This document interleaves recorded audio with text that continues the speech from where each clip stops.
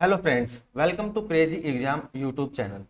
Friends, आज हम आपको बताएंगे भारत सरकार द्वारा लॉन्च की गई अग्निपथ स्कीम के बारे में। दोस्तों, यह स्कीम 14 जून 2022 को लागू की गई है या लॉन्च की गई है।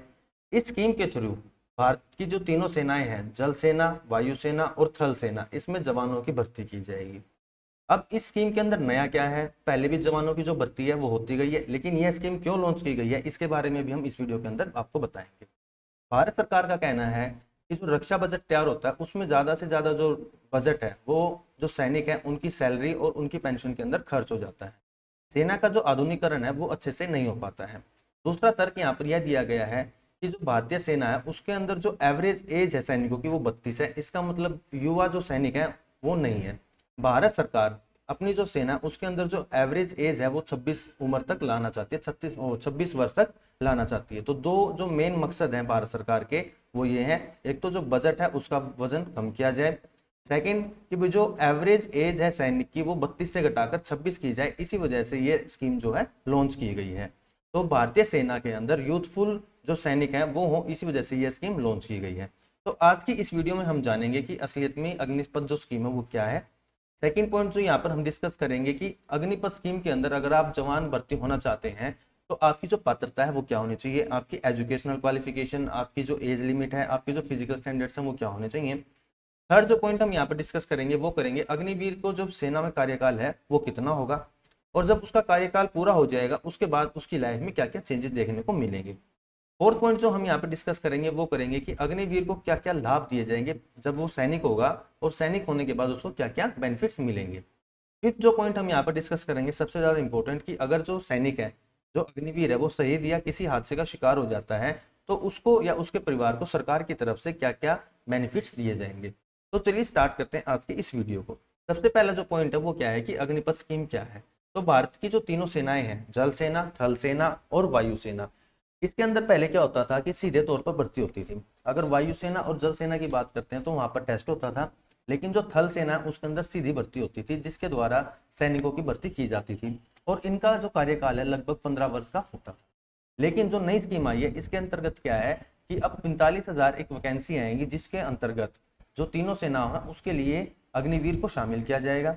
अब जो अग्निवीर है पहले क्या होता था, 15 से जो उनकी अलग अलग जो कैटेगरी है उसके हिसाब से उनकी क्या होती थी, कार्यकाल होता था। लेकिन यहाँ पर जो कार्यकाल है वो फिक्स कर दिया गया है कि जो सैनिक है उनका जो कार्यकाल होगा वो 4 साल का होगा, और उसके बाद उनको यहाँ से रिटायर कर दिया जाएगा। इसके बाद जो सैनिक हैं उनकी जो ट्रेनिंग की बात करते हैं, पहले बहुत अच्छी ट्रेनिंग होती थी। ऐसा बताया जाता है कि एक अच्छे सैनिक को तैयार होने के लिए लगभग 7 से 8 साल लग जाते हैं। उसकी ट्रेनिंग इतनी लंबी होती है, मतलब उसको काम के दौरान भी एक तरह से सीखने को बहुत कुछ मिलता है। एक अच्छा सैनिक ये नहीं है कि सिर्फ ऐसे ही भर्ती हुआ और चला गया। एक अच्छा सैनिक वो होता है कि अगर युद्ध हुआ तो वो डटकर सामना कर सके। आप सभी को पता है कि भारतीय सेना के पास इतने हथियार नहीं थे। भारत ने आज तक अगर युद्ध हुए हैं तो 4 बार युद्ध को जीता है।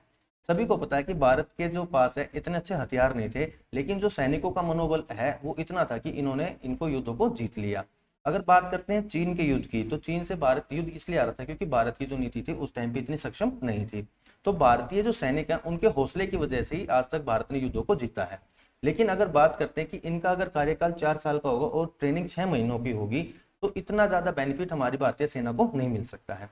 इसके बाद जो इनकी ट्रेनिंग है वो 6 हफ्तों से 10 हफ्तों से लेकर 6 महीनों की होगी, और जो ये ट्रेनिंग पीरियड है ये 4 साल के अंदर ही कवर किया जाएगा। तो ये है अग्निपथ स्कीम। इसके बाद जो नेक्स्ट पॉइंट हम डिस्कस करेंगे वो ये है कि इसके अंदर अगर आपको अग्निवीर के तौर पर भर्ती होना है तो आपके पास क्या क्या मतलब जो पात्रता वो होनी चाहिए। सबसे पहले हम बात करेंगे कि इसके तहत पुरुष और महिलाएं दोनों ही भर्ती हो सकती हैं जिसकी जरूरत होगी। ऐसा नहीं है कि हर बार महिला और पुरुष दोनों की भर्ती होगी। जब भी जिस तरह की रिक्वायरमेंट होगी उसी के हिसाब से क्या हो जाएगी, इनकी भर्ती होगी। इसके बाद अगर बात करते हैं कि एज की जो क्राइटेरिया वो क्या रहेगा, तो कैंडिडेट की जो एज है 17.5 साल से लेकर 21 साल के बीच में होनी चाहिए। उन्हीं को इस स्कीम के अंदर मतलब शामिल किया जाएगा। थर्ड अगर पॉइंट की बात करते हैं फिजिकल स्टैंडर्ड्स और मेडिकल स्टैंडर्ड्स की, तो यह बताया गया है कि जो मेडिकल स्टैंडर्ड होंगे और फिजिकल स्टैंडर्ड होंगे जैसे पहले सेना में भर्ती के लिए किए जाते थे वैसे ही रखे गए हैं। इनके अंदर कोई अभी फिलहाल चेंज नहीं किया गया है।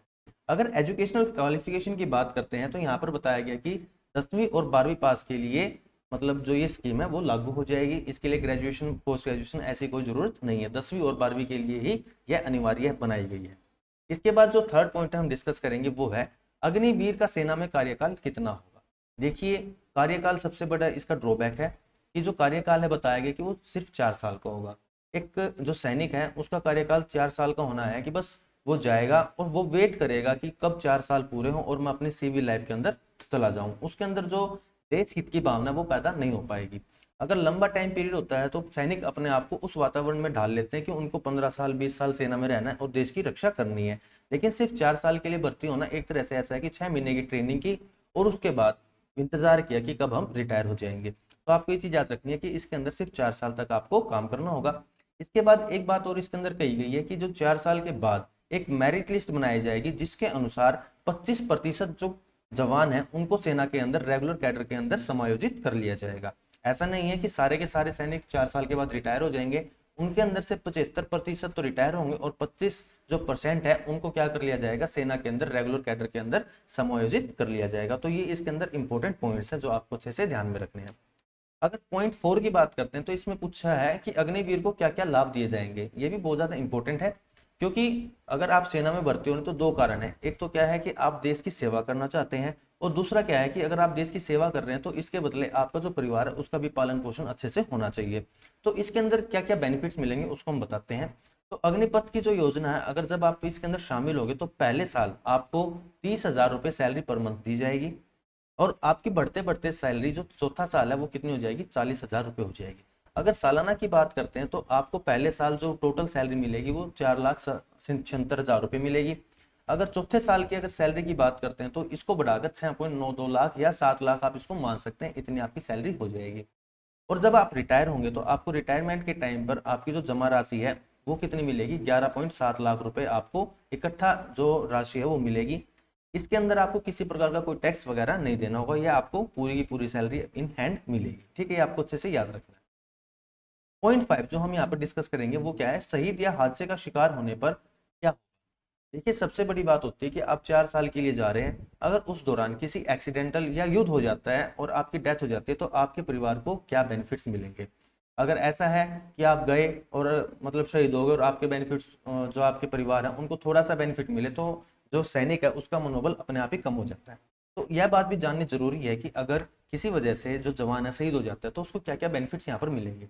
तो आपको बता देता हूँ कि जो सरकार ने कहा वो बताया कि जो सैनिक का परिवार है उसको पूरा इंश्योरेंस कवर मिलेगा।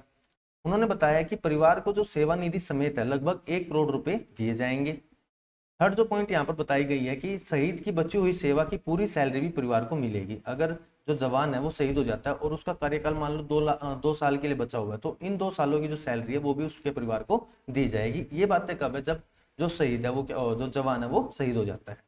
लेकिन अगर बात करते हैं किसी कारण से एक्सीडेंट होने से अगर वो दिव्यांग हो जाता है, मतलब उसके हाथ या पैर काम करना बंद कर देते हैं या कोई भी ऐसी चीज होती है जिसकी वजह से उसको दिव्यांग कहा जाए तो उसको क्या क्या बेनिफिट्स वहां पर मिल सकते हैं।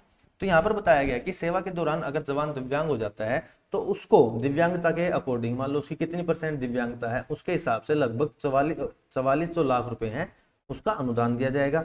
इसके साथ ही उसके जो परिवार है या उसको साथ में सेवा निधि के अलावा जो उसकी बची हुई सैलरी है वो भी पूरी की पूरी दी जाएगी, उसके अंदर किसी भी प्रकार की कोई कटौती नहीं की जाएगी।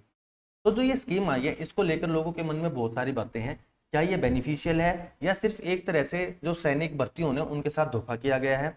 आने वाले टाइम में पता लगेगा कि यह जो स्कीम है इसके क्या बेनिफिट्स हैं अगर ये अच्छे से लागू हो जाती है, क्योंकि अखबार में आज ही आ चुकी है कि लगभग 3 से 4 जगहों पर विरोध हुआ है इस स्कीम का कि भाई ये जो स्कीम है ये वापस लेनी चाहिए और जो पहले भर्ती होती थी सीधी भर्ती उसी के हिसाब से सैनिकों की जो सेना में वो भर्ती होनी चाहिए।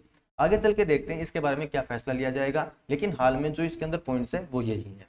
तो दोस्तों यह थी आज की वीडियो, उम्मीद करता हूँ आपको ये वीडियो पसंद आई होगी। अगर आप हमारे चैनल पर पहली बार विजिट कर रहे हैं तो इस चैनल को सब्सक्राइब कर दीजिए और बेल आइकन को प्रेस करना ना भूलिए। थैंक यू, जय हिंद, जय भारत।